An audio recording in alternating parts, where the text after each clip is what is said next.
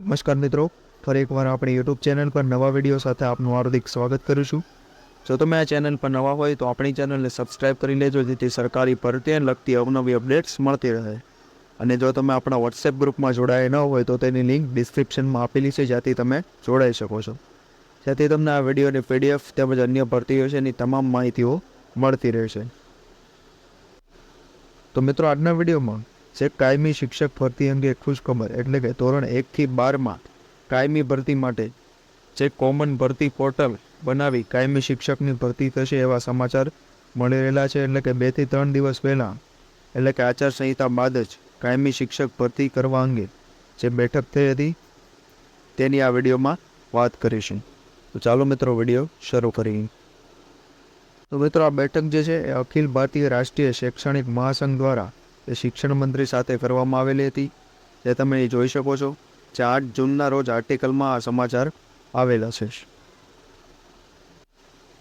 જેમાં કયા કયા મુદ્દા હતા તેમાં લોકસભાની ચૂંટણી પૂર્ણ થતાં જ આચારસંહિતા હટાવવાના પ્રથમ દિવસે જ 1/4/2005 પહેલાં નિમણૂક પામેલ શિક્ષક તથા કર્મચારીઓને જૂની પેન્શન યોજના લાગુ કરવા, હેડ સ્ટાર્ટના બદલીના નિયમો સત્વરે બહાર પાડવા અને ગ્રાન્ટેડ માધ્યમિક અને ઉચ્ચતર માધ્યમિક શાળાના શિક્ષકોના જૂના શિક્ષક ભરતીના નિયમો વગેરે તમામ માગણીઓ કરેલી છે, જેની આગળ આપણે માહિતી મેળવીશું। સૌપ્રથમ જોવામાં આવે તો સરકારી પ્રાથમિક સંવર્ગ સંગઠન દ્વારા લેખિતમાં કરવામાં આવેલ માંગ અનુસાર સત્વરે બદલી કેમ્પ યોજવામાં આવે તેવી માંગ હતી। તે ઉપરાંત મંત્રીશ્રી દ્વારા આ અંગે સૂચન આપવામાં આવશે અને જ્ઞાન સહાયક યોજનાની જગ્યાએ કાયમી શિક્ષક ભરતી કરવા અંગે જેની માહિતી અહીં દર્શાવેલી છે। એટલે કે સંગઠનની રજૂઆતને ધ્યાનમાં લઈ સરકારશ્રી દ્વારા આ અંગે ગંભીરતાપૂર્વક વિચારણા કરશે। આગામી સમયમાં ધોરણ 1 થી 12માં કાયમી શિક્ષક ભરતી આવશે એવી હાલ સૂચનો મળી રહ્યા છે।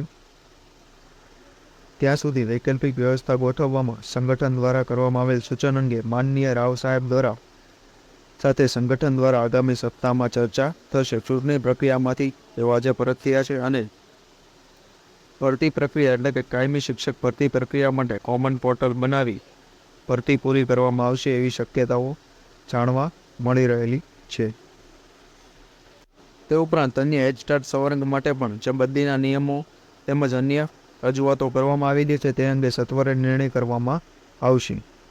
તો આજના વિડીયોમાં બસ આટલું જ, ફરી મળીશું નવી માહિતી સાથે।